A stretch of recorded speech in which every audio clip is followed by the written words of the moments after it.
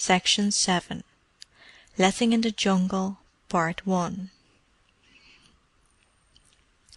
Veil them, cover them, wall them round, blossom and creeper and weed. Let us forget the sight and the sound, the smell and the touch of the breed.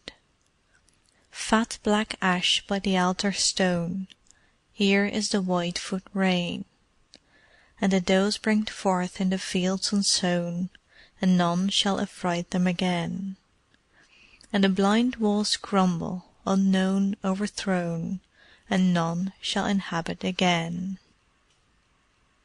You will remember that after Mowgli had pinned Shere Khan's hide to the Council Rock, he told as many as were left of the Seeonee pack that henceforth he would hunt in the Jungle alone, and the 4 children of Mother and Father Wolf said that they would hunt with him. But it is not easy to change one's life all in a minute, particularly in the Jungle.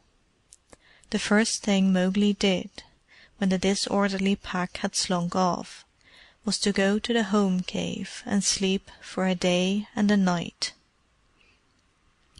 Then he told Mother Wolf and Father Wolf as much as they could understand of his adventures among man.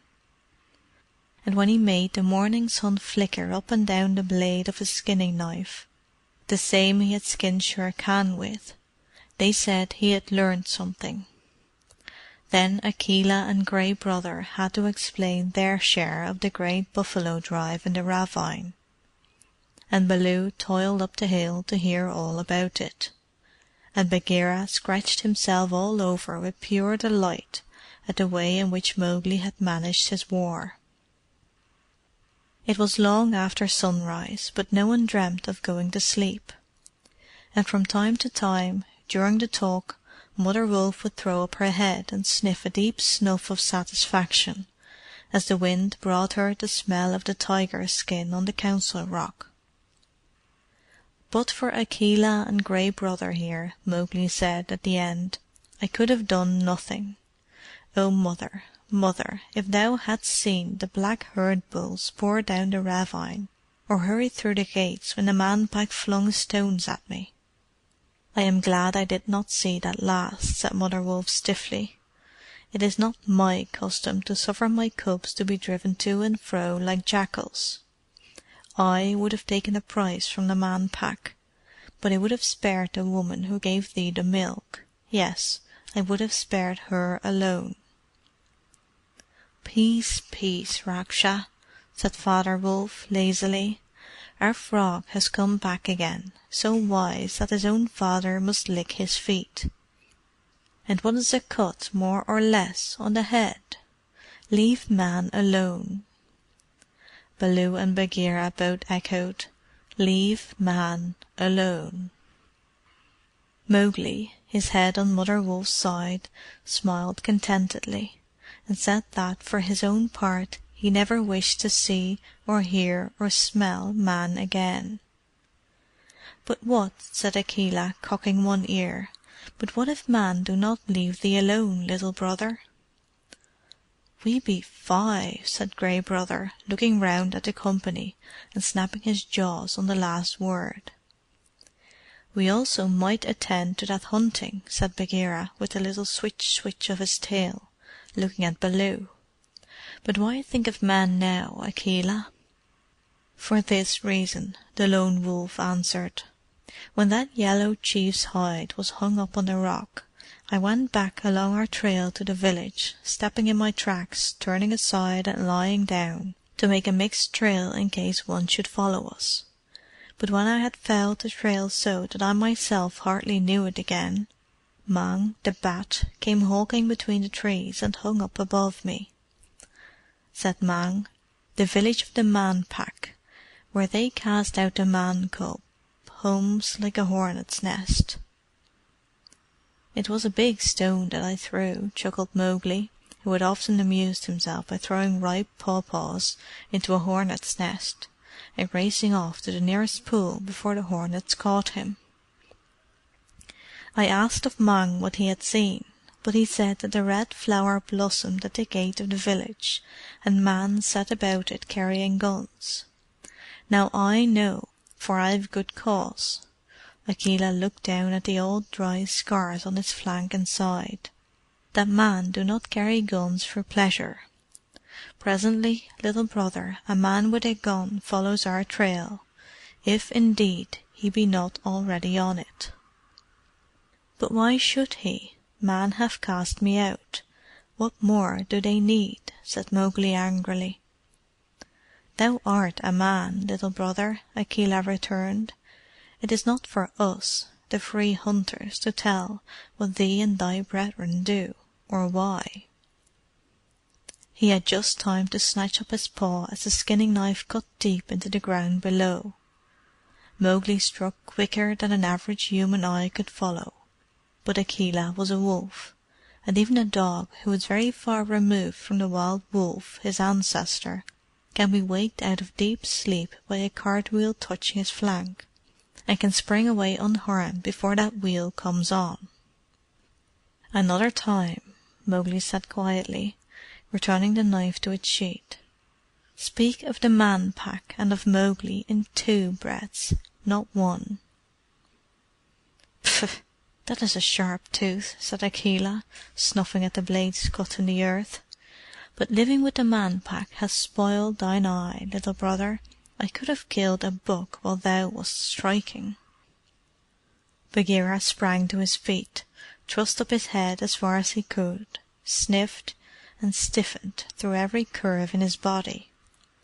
Gray Brother followed his example quickly, keeping a little to his left to get the wind that was blowing from the right, while Akela bounded 50 yards upwind and, half crouching, stiffened too. Mowgli looked on enviously. He could smell things as very few human beings could, but he had never reached the hair-trigger-like sensitiveness of a Jungle nose, and his 3 months in the smoky village had set him back sadly. However, he dampened his finger, rubbed it on his nose, and stood erect to catch the upper scent, which, though it is the faintest, is the truest. "Man!" Akela growled, dropping on his haunches. "Buldeo," said Mowgli, sitting down. "He follows our trail, and yonder is the sunlight on his gun. Look!" It was no more than a splash of sunlight, for a fraction of a second, on the brass clamps of the old Tower musket. But nothing in the Jungle winks with just that flash, except when the clouds race over the sky. Then a piece of mica, or a little pool, or even a highly polished leaf will flash like a heliograph. But that day was cloudless and still. "I knew Man would follow," said Akela triumphantly. "Not for nothing have I led the Pack."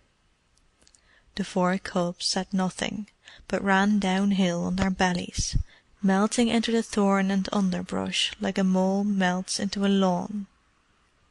"Where go ye, and without word?" Mowgli called. "Hush! We roll his skull before midday," Gray Brother answered. "Back, back, and wait! Man does not eat man!" Mowgli shrieked. "Who was a wolf but now? Who drove the knife at me for thinking he might be Man?" said Akela, as the 4 wolves turned back sullenly and dropped to heel. "Am I to give reason for all I choose to do?" said Mowgli furiously. "That is Man. There speaks Man," Bagheera muttered under his whiskers. "Even so did Man talk round the king's cages at Udipori. We of the Jungle know that Man is wisest of all. If we trusted our ears we should know that of all things he is most foolish." Raising his voice, he added, "The Man cub is right in this. Man hunt in packs. To kill one, unless we know what the others will do, is bad hunting. Come, let us see what this Man means toward us." "We will not come," Gray Brother growled. "Hunt alone, Little Brother. We know our own minds. The skull would have been ready to bring by now." Mowgli had been looking from one to the other of his friends, his chest heaving and his eyes full of tears, he strode forward to the wolves, and, dropping on one knee, said, "Do I not know my mind? Look at me." They looked uneasily, and when their eyes wandered he called them back again and again, till their hair stood up all over their bodies, and they trembled in every limb, while Mowgli stared and stared. "Now," said he, "of us 5, which is leader?" "Thou art leader, Little Brother," said Gray Brother, and he licked Mowgli's foot. "Follow, then," said Mowgli, and the 4 followed at his heels with their tails between their legs. "This comes of living with the Man Pack," said Bagheera, slipping down after them. "There is more in the Jungle now than Jungle Law, Baloo." The old bear said nothing, but he thought many things. Mowgli cut across noiselessly through the Jungle, at right angles to Buldeo's path, till, parting the undergrowth, he saw the old man, his musket on his shoulder, running up the trail of overnight at a dog trot. You will remember that Mowgli had left the village with the heavy weight of Shere Khan's raw hide on his shoulders, while Akela and Gray Brother trotted behind, so that the triple trail was very clearly marked. Presently Buldeo came to where Akela, as you know, had gone back and mixed it all up. Then he sat down, and coughed and grunted, and made little casts round and about into the Jungle to pick it up again, and all the time he could have thrown a stone over those who were watching him. No one can be so silent as a wolf when he does not care to be heard. And Mowgli, though the wolves thought he moved very clumsily, could come and go like a shadow. They ringed the old man as a school of porpoises ring a steamer at full speed, and as they ringed him they talked unconcernedly, for their speech began below the lowest end of the scale that untrained human beings can hear. The other end is bounded by the high squeak of Mang the bat, which very many people cannot catch at all. From that note all the bird and bat and insect talk takes on. "This is better than any kill," said Gray Brother, as Buldeo stooped and peered and puffed. "He looks like a lost pig in the jungles by the river." "What does he say?" Buldeo was muttering savagely. Mowgli translated. "He says that packs of wolves must have danced round me. He says that he never saw such a trail in his life. He says he is tired." "He will be rested before he picks it up again," said Bagheera coolly, as he slipped round the tree trunk, in the game of blind man's buff that they were playing. "Now, what does the lean thing do?" "Eat or blow smoke out of his mouth. Men always play with their mouths," said Mowgli. And the silent trailers saw the old man fill and light and puff at a water pipe, and they took good note of the smell of the tobacco, so as to be sure of Buldeo in the darkest night, if necessary. Then a little knot of charcoal burners came down the path, and naturally halted to speak to Buldeo, whose fame as a hunter reached for at least 20 miles round. They all sat down and smoked, and Bagheera and the others came up and watched while Buldeo began to tell the story of Mowgli, the Devil child, from one end to another, with additions and inventions. How he himself had really killed Shere Khan, and how Mowgli had turned himself into a wolf and fought with him all the afternoon, and changed into a boy again and bewitched Buldeo's rifle, so that the bullet turned the corner when he pointed it at Mowgli, and killed one of Buldeo's own buffaloes. And how the village, knowing him to be the bravest hunter in Seeonee, had sent him out to kill this Devil child. But meantime the village had got hold of Messua and her husband, who were undoubtedly the father and mother of this Devil child, and had barricaded him in their own hut, and presently would torture them to make them confess that they were witch and wizard, and then they would be burned to death. "When?" said the charcoal burners, because they would very much like to be present at the ceremony. Buldeo said that nothing would be done till he returned, because the village wished him to kill the Jungle Boy first. After that they would dispose of Messua and her husband, and divide their lands and buffaloes among the village. Messua's husband had some remarkably fine buffaloes too. It was an excellent thing to destroy wizards, Buldeo thought, and people who entertained wolf children out of the jungle were clearly the worst kind of witches. "But," said the charcoal burners, "what would happen if the English heard of it?" The English, they had heard, were a perfectly mad people who would not let honest farmers kill witches in peace. "Why," said Buldeo, "the head man of the village would report that Messua and her husband had died of snake bite. That was all arranged, and the only thing now was to kill the wolf child. They did not happen to have seen anything of such a creature." The charcoal burners looked round cautiously, and thanked their stars they had not. But they had no doubt that so brave a man as Buldeo would find him if anyone could.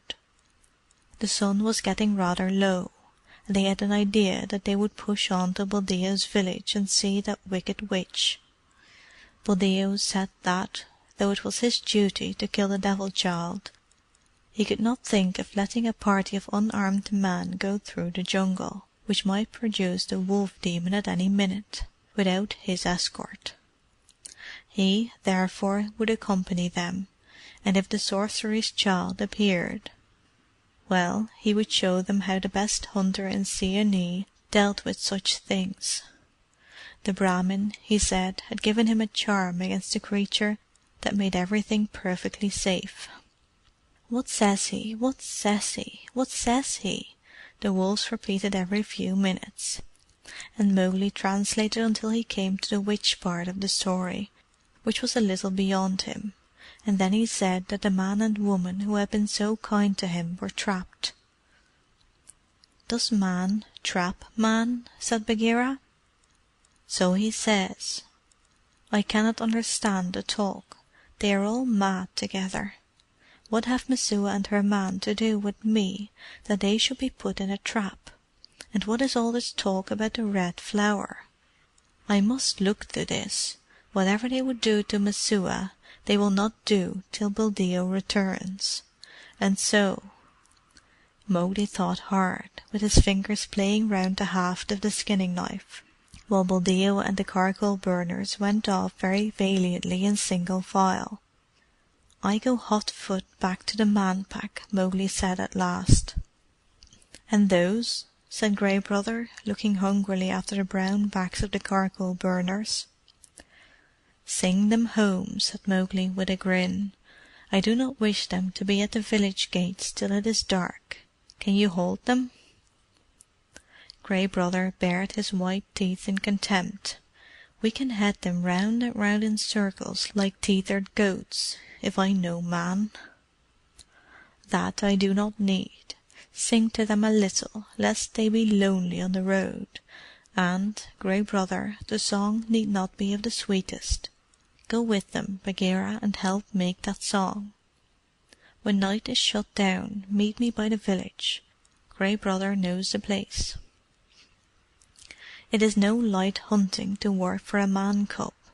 When shall I sleep?" said Bagheera, yawning, though his eyes showed that he was delighted with the amusement. "Me to sing to naked man! But let us try." He lowered his head so that the sound would travel, and cried a long, long "good hunting," a midnight call in the afternoon, which was quite awful enough to begin with. Mowgli heard it rumble and rise and fall and die off in a creepy sort of whine behind him, and laughed to himself as he ran through the jungle. He could see the charcoal burners huddled in a knot, old Buldeo's gun barrel waving, like a banana leaf, to every point of the compass at once. Then Grey Brother gave the yalla he, yalla ha call for the buck driving, when the pack drives the nilgai, the big blue cow, before them, and it seems to come from the very ends of the earth, nearer and nearer and nearer, till it ended in a shriek snapped off short. The other three answered, till even Mowgli could have vowed that the full pack was in full cry, and then they all broke into the magnificent morning song in the Jungle, with every turn and flourish and grace note that a deep-mouthed wolf of the pack knows. This is a rough rendering of the song, but you must imagine what it sounds like when it breaks the afternoon hush of the Jungle. One moment past our bodies cast, no shadow on the plain. Now clear and black they stride our track, and we run home again. In morning hush each rock and bush stands hard and high and raw. Then give the call, good rest to all that keep the Jungle law. Now horn and pelt our peoples melt, in covert to abide. Now crouched and still to cave and hill our Jungle barons glide. Now stark and plain man's oxen strain that draw the new yoked plough. Now stripped and dread the dawn is red above the lit talao. Ho, get to lair, the sun's aflare behind the breathing grass, and cracking through the young bamboo the warning whispers pass. By day made strange the woods we range, with blinking eyes we scan, while down the skies the wild duck cries, the day to man. The dew is dried that drenched our hide, or washed about our way, and where we drank the puddled bank is crisping into clay. The traitor dark gives up each mark of stretched or hooded claw. Then hear the call, good rest to all that keep the Jungle law. But no translation can give the effect of it, or the yelping scorn that poured through into every word of it, as they heard the trees crash when the man hastily climbed up into the branches, and Buldeo began repeating incantations and charms. Then they lay down and slept, for, like all who live by their own exertions, they were of a methodical cast of mind, and no one can work well without sleep. End of